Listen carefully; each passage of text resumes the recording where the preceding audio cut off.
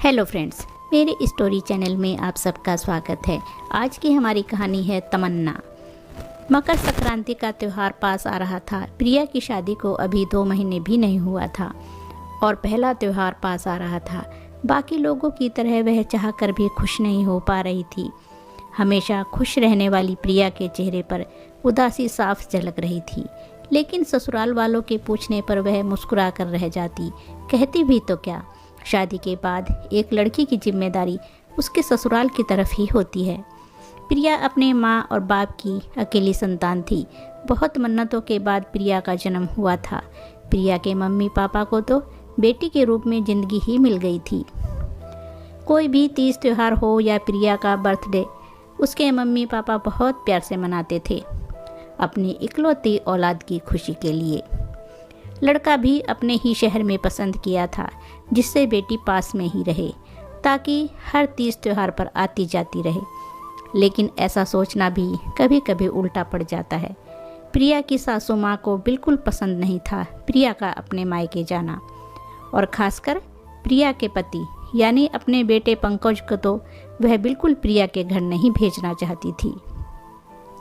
जब भी कभी प्रिया के मम्मी पापा मिलने मिलाने या खाने पर बुलाते तो वह कोई ना कोई बहाना करके मना कर देती थी। यह सब सुनकर प्रिया को बहुत बुरा लगता था, लेकिन फिर भी वह चुप रह जाती। इस बार भी प्रिया की मम्मी ने प्रिया की सास को फ़ोन करके मकर संक्रांति के दिन अपनी बेटी को मिलने के लिए बुलाया।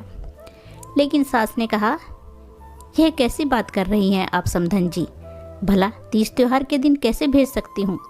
फिर प्रिया की माँ ने कहा, सिर्फ कुछ देर के लिए ही सही, अगर प्रिया और पंकज को भेज देती तो थोड़ी रौनक यहाँ भी हो जाती।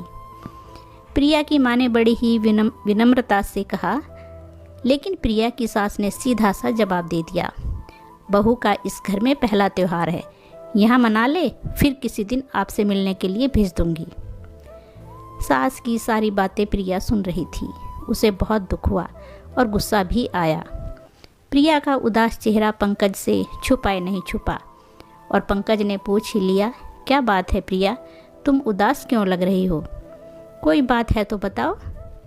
फिर प्रिया बोली, पंकज, बात यह है कि मम्मी ने मकर संक्रांति पर हम दोनों को शाम के खाने पर बुलाया है, और आप तो जानते ही हैं कि शादी के बाद यह पहला त्यौहार मेरे मम्मी पापा अकेले मनाने वाले हैं। हाँ, तो इसमें उदास होने की क्या बात है। आज मेरे पास भी मम्मी जी का फ़ोन आया था और मैं भी यही सोच रहा था कि मैं तुम्हें शाम को घुमा लाऊंगा तुम्हारे घर, लेकिन मम्मी जी खुद बुला रही हैं तो ज़रूर चलेंगे हम दोनों। पंकज से आश्वासन पाकर प्रिया के चेहरे पर मुस्कुराहट लौट आई। वह मकर संक्रांति की तैयारी बहुत उत्साह से करने लगी। त्यौहार के दिन की सारी प्रिया ने तैयारी कर सास ससुर के पैर छूकर आशीर्वाद लिया और पूरे परिवार के साथ मकर संक्रांति सेलिब्रेट किया। शाम को पंकज और प्रिया को तैयार होता हुआ देखकर सासू माँ चौंक उठी और पूछ बैठी कि कहाँ जा रहे हो तुम दोनों। पंकज बोला, मम्मी जी का फ़ोन आया था, उन्होंने हम दोनों को खाने पर बुलाया है। मकर संक्रांति का त्यौहार भी है तो प्रिया भी मिल लेगी अपने मम्मी पापा से। इतना कहकर पंकज और प्रिया बाहर निकल गए।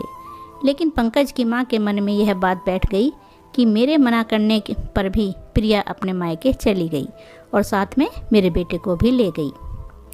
प्रिया और पंकज को घर पर देख प्रिया के मम्मी पापा बहुत खुश हुए। बेटी के घर आते ही जैसे सुनसान से घर में रौनक सी आ गई। हंसी खुशी वक्त निकल गया। प्रिया और पंकज रात को घर वापस आ गए। अगले दिन जैसा कि प्रिया को अंदेशा था, बिल्कुल वैसा ही हुआ। सासू माँ बेहद नाराज़ दिख रही थी, तो प्रिया ने पूछ लिया कि मम्मी जी, आप नाराज़ क्यों हो और खाना भी नहीं खाया। इतना सुन सासू माँ भड़क गई और बोली, तुम्हारी हिम्मत कैसे हुई बहू, मेरे मना करने के बाद भी अपने मायके जाने की। मम्मी जी, पंकज के पास मेरी मम्मी का फ़ोन आया था, उन्होंने बुलाया तो हम चले गए। मेरे बेटे को क्या पता रिश्तेदारों और संबंधियों से कितना संबंध रखना है, कितना नहीं। प्रिया अपनी सासू माँ की बातें सुन बहुत दुखी हुई। जब से वह शादी करके इस घर में आई है, तभी से पंकज के मम्मी पापा को अपने मम्मी पापा समझकर सेवा सत्कार किया है। यहाँ तक कि एक शहर में होते हुए भी बिना मम्मी जी से पूछे कभी अपने घर ही नहीं गई। क्या सारी अपेक्षा सिर्फ बहू से ही होती है? क्या एक दिन पंकज मेरे घर खाना खा लेंगे तो वह अपने माँ बाप से दूर हो जाएंगे? शाम को पंकज ऑफिस से वापस आया तो प्रिया की मोटी मोटी आंखें और मम्मी का नाराज़ चेहरा देखकर सब समझ गया। क्या हुआ माँ, आप नाराज़ क्यों दिख रही हैं? प्रिया, या फिर मुझसे कोई गलती हो गई है क्या? फिर माँ ने गुस्से से पूछा। मुझसे क्या पूछ रहा है, जाकर अपनी बीबी से पूछ। उसी के इशारे और कहने पर तो सारे काम कर रहे हो तुम आजकल। फिर पंकज बोला, ऐसा क्यों कह रही हो माँ? फिर माँ बोली, कल जब मैंने प्रिया को मना किया था त्योहार के दिन मायके नहीं जाना, फिर क्यों गई वह, और तुझे भी अपने साथ लेकर गई। यह क्या कह रही हो माँ?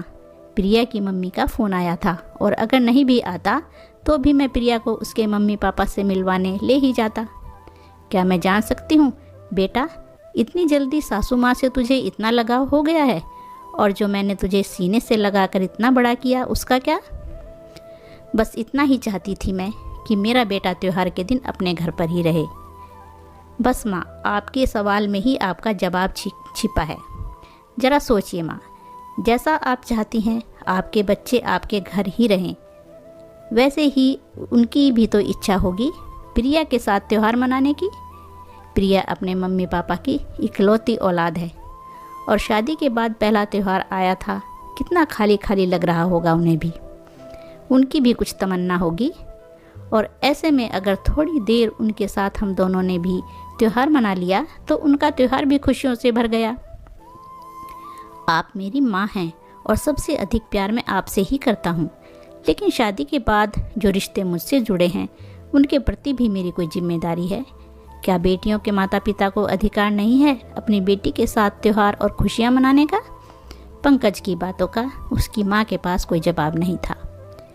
ना जाने अपने बेटे की बात से वह कितनी सहमत थी, लेकिन वहीं बगल के दरवाजे के पीछे खड़ी प्रिया के लिए यह त्यौहार खूब सारी खुशियाँ लेकर आया था। आज प्रिया को उसके जीवन साथी की समझदारी का दिल से परिचय हो गया था और यह त्यौहार जीवन भर के लिए यादगार बन गया था। दोस्तों, कैसी लगी कहानी? अच्छी लगी है तो लाइक और शेयर ज़रूर कीजिए। धन्यवाद दोस्तों।